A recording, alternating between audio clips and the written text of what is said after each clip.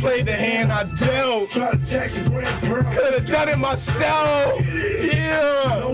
No glory. Yeah. A true story. And I didn't even try. Run the streets all day. I could sleep.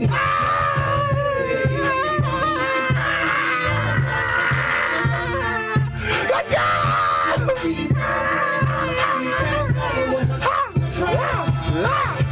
Let's turn that off right now. We done with that. Look, listen, man. I said we done with that. Look, 76ers Sideliners, you here with Jan, and I'm here to give y'all exclusive breakdown on who coming off our bench and who I feel gonna make the most impact once I give y'all the breakdown of what they actually, got going on as far as points per game and all that other stuff that could possibly benefit us or not benefit us. But for the most part, I'm bringing it to y'all right now. I'm hyped. I'm amped. We Sixer ready every day, all day. You see what's behind me, but let's get it. All right, look, we're going to start with Reggie Jackson, man. Reggie Jackson, he's a championship point guard. You know what I mean? He's coming from over there in Denver, high altitude, whatever. He's coming over there from Denver. He got a championship ring. He's coming off our bench averaging 10 points a game. Look, listen, that 10 points may not seem a lot, but it's enough for us coming off the bench. And he might have a little, because he was really a championship point guard, so he might have a little witting. He's like, damn, I should be deserved more. But that's cool. We need all of that grit. 10 points a game, 3 assists, about 5 steals, and about 2 boards. That's good enough for a backup. Because we got our young gun in Maxey. This right here, great backup. I love it. He sits at probably about like 6 feet. You know what I mean? I don't really know the schematics. About 6 feet, 6'2", something like that. It don't matter. We got a dog. Okay, let's get it. We on to the next one, man. KJ Martin. Listen, KJ Martin, I told y'all before, he got the bunnies. They underrated. Listen, he's coming off our bench. He might be a trade piece. He might be a trade piece.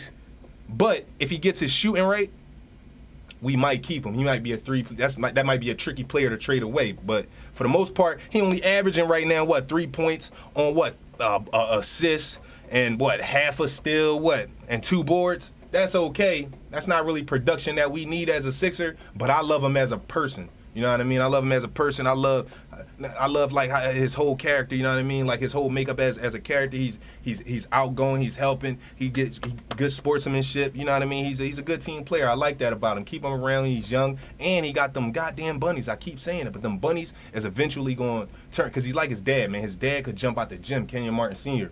But that's besides the points. That's KJ. We got Andre Drummond, who's he's gonna give us 8 points a game. He's gonna really give us 2 assists. They say 1.5. We're gonna round that up to 2. He give you about a steal a game, and he also give you 9 boards. We cannot really go wrong with that. You know what I mean? Especially coming from a backup center from Embiid. Come on now, a backup center. Andre Drummond, we already had him before. Andre Drummond was really a superstar player. He was a max player over there. I think that was Detroit or Cleveland, one of the places. It don't really matter because it ain't Philly. I don't really give a fuck for real. But he was a max player. I really believe it was Cleveland, though. But they gave him the big bucks. You know what I mean? He had to diminish his role. That's cool. Play back up for us. Get all of those hustle plays, hustle rebounds, all of that hustle things that we like to see. We want it over here in Philly. Let's go. We'll take that over here, Andre Drummond. Let's go. Oh, we got another backup, Kyle Lowry. He's a point guard as well. He won a championship with the Toronto Raptors. Him and Nick Nurse got a little thing for each other. No diddy. But he's our backup. We got another championship point guard as a backup. So that's good. We got Jeff Downton. Downton, he only averages about 4 points. Let's get back to Larry. Larry only averages about 5 points, 4 assists, 1 steal, and 3 boards. It's not really, productive, but for his age, you know what I mean? When you watch him play, I'm not mad at it because he gives it his all. And for that, I fuck with you, Larry. Not only that, he from the city, man. He from the town. Let's go. We're not fucking playing no more.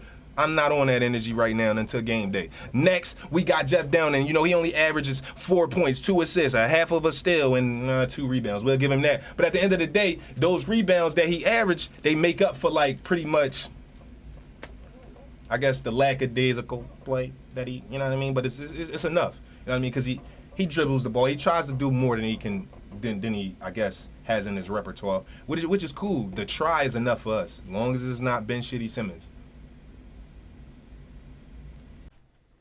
We off him anyway. We off that dude Ben Simmons. I don't even know why I brought him up. He really grinds my gears. I don't like him for a can. I really don't like him. Anyway, let's get into RC4. Ricky Council the fourth. My guy, Summer League. He went off. He snapped. He actually silenced a lot of critics. Man, y'all was saying that he couldn't shoot, but he really showed y'all he can shoot. I remember one game specifically. I can't really tell you which team that they were playing, but he went off. He hit like 4 or 5 threes back to back. I'm like, that guy could shoot. He got that dog in him. He seen that Maxey got that contract, and he made a quote which I want to read after I read his production. He only gives us about 5 points a game, a half an assist a game, a half of a steal a game, and maybe 2 rebounds. That's not a lot, but he still got that dog, so we still love him. We not gonna give up on you. But he did put a quote out there and say, like, he watched how Maxey put that hard work in. He's a hard worker too. He's willing to do whatever it needs to take. You know, they question his shooting, but you know, like I say, his shooting was pretty good over the course of this summer. So if he puts in the work how Maxey put in the work, these young dogs, you seen another young fella getting that bag, he's gonna put that work in. And when he put that work in, he might be a 3-and-D shooter now, but he still got that grit. So his bunnies that are overrated, that I keep saying, his fucking bunnies that are overrated, that's going to catch up to him. His bunnies with his shot, it's going to be hard to guard him. He's going to be that player coming off our bench that's like, dang, like, how the fuck we guard him too? We going to end up having a stacked team the way I see our team. But that's Ricky Council. Then we got Eric Gordon. He's another vet. He was actually a superstar as well. He was a superstar when he was with the Clippers. You guys may not know about that Eric Gordon because you've probably seen the tail end of it. But he was a superstar. Well, not superstar. I keep saying that. He was a star with the Clippers, but he was the lead guard over there. It was a little minute ago. You might be too young for that, but he was a lead guard over there with the Clippers, which means he can produce at a high level when needed to, like when it's needed to. So for him to be coming off of our bench, averaging 11 points, 2 assists, 1 steal, and 2 rebounds. I mean, how can you complain with that? I mean, especially as, you know, he got a little older, but still having that dog and knowing when to turn it on and off matters for us. You know, as Philadelphia 76ers, man, fans, I mean, we get tired of that. I'm going to just say it. We get tired of bitch-assness. We really do. I mean, I don't like bitch-assness. Like, so when you out there, I need to see you grind. You know what I mean? Like Gershon, we ain't really got no stats for him right now because he just got on our team. But my 2 picks that I would think is actually supposed to be 1, but I'll give you guys 2 who I think is going to be the most impactful. And I'll tell you why exactly.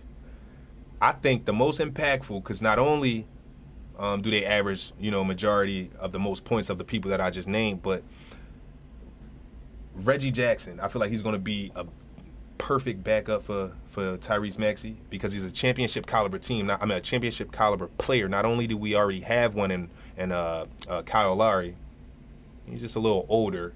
He's a little undersized. Even though Reggie Jackson is a little undersized, but he's still got that extra 2 inches over him that Lowry don't. And, you know, they're the same kind of player. And Reggie Jackson his production is better. He scored 8 more points.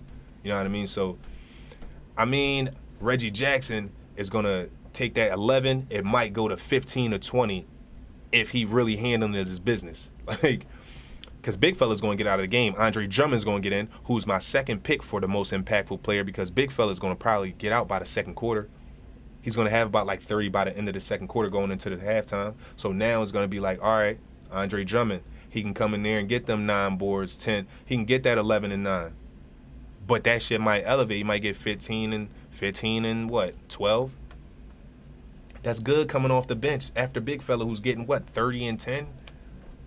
Mixed in with, we ain't even getting into the starters because it's not about them right now. This is about who I believe is the most impactful. And the reason why I believe I picked those 2 guys, y'all didn't even know that they played on the Detroit Pistons together, did y'all? Our bench players that we got on our team right now were legitimate starters over there in Detroit. Let that sink in for a second. Yeah, we got bench players who were starters on another team. So the reason why I picked Reggie Jackson and Andre Drummond, because he was a point guard over there in Detroit, and he was the center over there in Detroit. Together, they're coming back on our team with a vengeance. Reggie Jackson trying to win his second one. We need all of that grit. We need all of that grind over here in Philadelphia. We don't like no bitch assness. Excuse my language. I'm trying to change my language.